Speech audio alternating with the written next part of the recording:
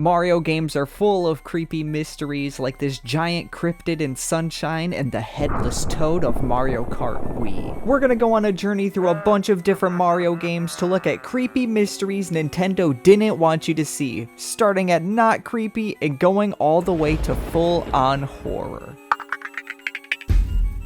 World 4-4 in Super Mario 3D Land is pretty creepy, which makes sense because it's a ghost house. But there's a secret hiding here that's infinitely more scary than a couple of boos in dark rooms. As you traverse these empty halls in the middle of the dark, you get an uneasy feeling, almost as if you're being watched. But you play through the entire level and see nothing out of the ordinary until the very end. Because at the end of the level, if you stand around for 30 seconds, a creepy, distorted face appears in the background and then disappears. Nobody's quite sure what it is, and this is the only instance that this face appears in any Mario game. What makes it even creepier is that it opens its mouth before disappearing as if it wants to tell us something. That's a pretty creepy thing to see in a kid's game. If I was playing and it popped up, I would be terrified, but I'm just gonna put this right in the middle at 3 on the scarometer.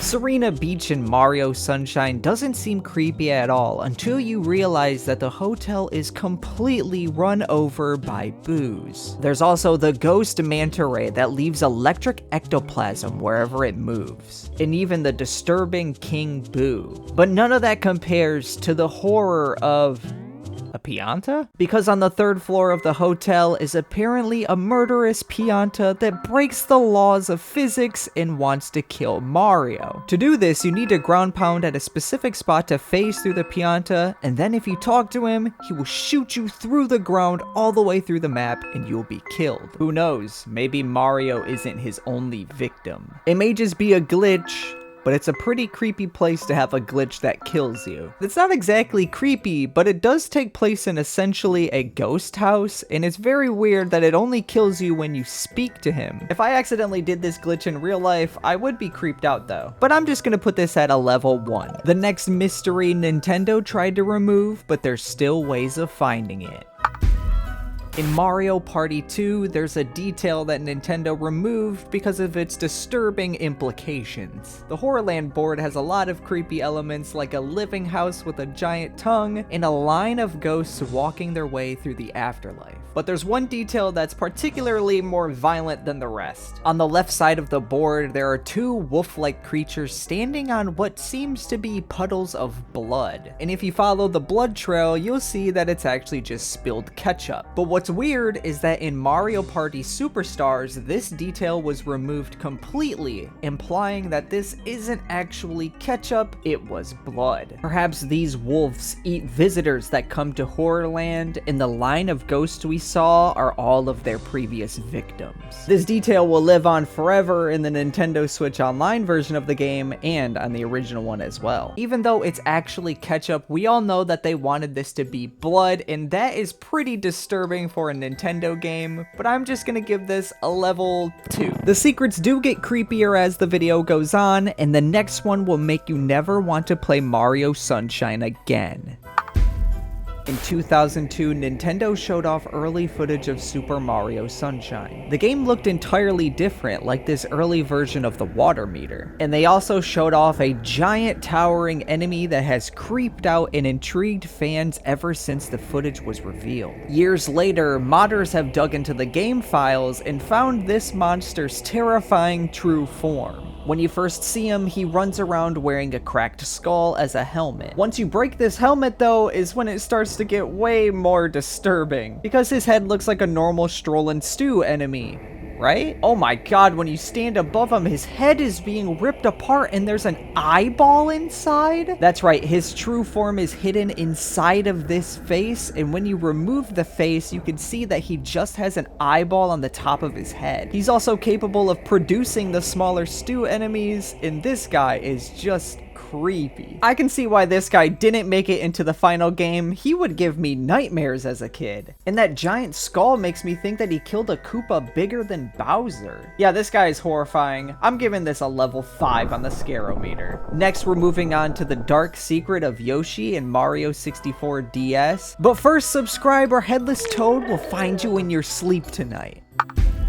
There's a removed message from Mario 64 DS that Nintendo didn't want us to find that reveals the true nature of Yoshi. Yoshi is known for eating enemies and turning them into eggs, but there's evidence that he doesn't just consume evil monsters, he also eats kids. Because in Cool Cool Mountain, if you eat one of the baby penguins, it'll say, "Don't eat me, I'll give you cavities." But there was actually a removed message where it said, "It is true, there's a monster that eats naughty kids." This implies that Yoshi has eaten enough children for the news to spread all across the world. I'm assuming Nintendo didn't want us to think about Yoshi that way, so they ended up removing the text. But they still left it in the files for all of us to see. And it gives us new perspective on if our hero is truly good or if he's actually evil. Yoshi actually being a child-eating monster is a twist I wouldn't expect, but I'm just gonna give this a level 2.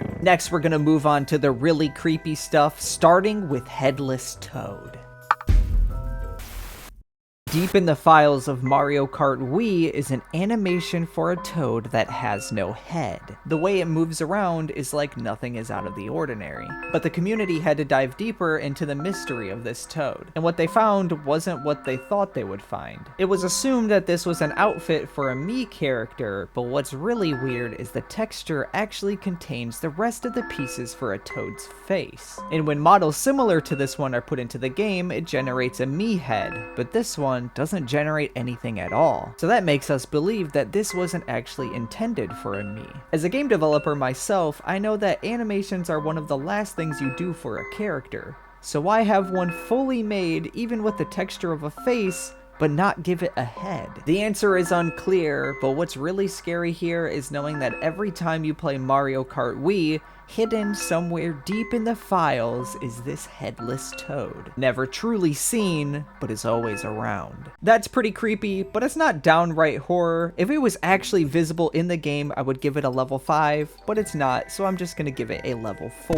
This next secret Nintendo doesn't want you to think too deeply into, but if you do, you'll discover something about Mario Odyssey that's truly disturbing.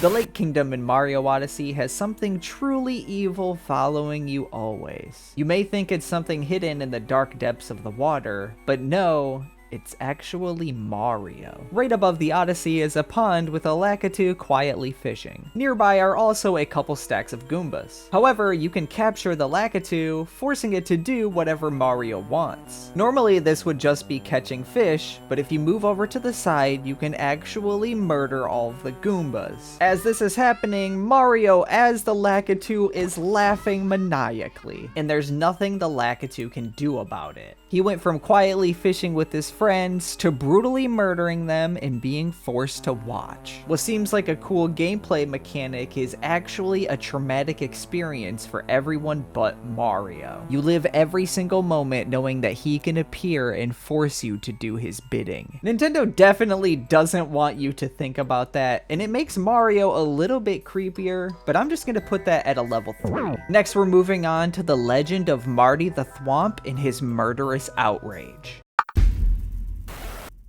Bowser's Castle in Mario Kart 64 is unsettling to drive in alone. But you're not alone, and soon you'll wish you were. Because tucked into the side of the map behind some jail bars is Marty the Green Thwomp. He must have done something truly bad to be put in a cage in Bowser's Castle. What makes him even creepier is periodically he smiles and laughs at you, almost as if he's proud of what he did to be thrown in the dungeon. There's been many myths and stories for methods to free Marty and and get him as a playable driver. They were all confirmed as hoaxes, but one Reddit user has a particularly different story that's way creepier. It states that one night they were playing the game with their neighbor and Marty emerged from the cell and started causing a ruckus. The user stated that Marty chased them around the castle halls, and that the moment was life-changing. We'll never know if that story is true or not, just like we'll never actually know what Marty did to be imprisoned. There's something terrifying about how empty and liminal Mario Kart 64 is, and when you have this guy caged up and laughing at you, it just makes it even creepier, so I'm putting this at a level 4. Speaking of the emptiness of Mario Kart 64, this next secret Nintendo doesn't want you to know about is an unreleased track from the same game.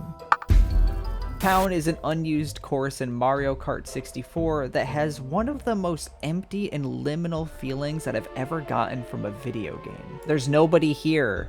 Houses are abandoned, streets are empty, and the tight corridors give you an uneasy feeling. There's no flowers, there's no trees, just flat land and empty fields. There is, however, a detail that gives it signs of life, but it just somehow makes it even worse. Because on the window of this building are the silhouettes of people inside. But all you're getting in this entire town is just the dark outline of a couple of people in one building. Driving around the town makes you feel like you're the only person left after an apocalypse, with the memory of the former residents permanently burned into the windows. And the rudimentary shapes and colors on the buildings doesn't help either. There is, however, another small detail that adds to this story. A lot of the alternate paths are blocked off by caution signs, which makes you wonder what happened at the end of those roads. The course is obviously very unfinished, which adds to that creepy liminal feeling, but driving around in it, especially alone, is super creepy, so I'm gonna have to give it a level 4. We've seen creepy ghosts,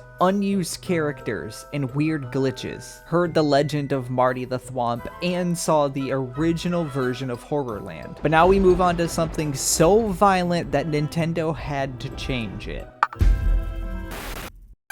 Luigi's Mansion is horror themed, so it makes sense there's some scary things in it. But there's an unintentional glitch that I'm sure Nintendo isn't happy about. When talking on the phone in certain situations, lightning can strike and it shows that Luigi's shadow is hanging from the ceiling. This started a myth that Luigi is truly dead the entire game, and all the ghosts that he's capturing are just other spirits that also met an untimely demise. It turns out this is just a lighting issue for where the camera is placed during certain cutscenes. Once photos of the glitch started spreading on the internet, everybody knew about it. Nintendo wasn't a big fan of this though, so in the 3DS version of the game, this was actually fixed. But people found out a detail on the original glitch that didn't add up. In this photo, Luigi is holding a phone up to his head, but the shadow his arms are down. Surely if this was a simple lighting glitch, then the character would look exactly the same in the shadow, right? Well, that's actually not his arm, it's just the hose of the poltergeist from the specific angle. If I hadn't known about this glitch and I was playing the game late at night and lightning flashed and I saw Luigi hanging from the ceiling, that would be honestly terrifying. So if a normal person was playing the game and saw this glitch, I have to give it a level 5. But we need to determine the scariest thing in Mario games that Nintendo didn't want us to see.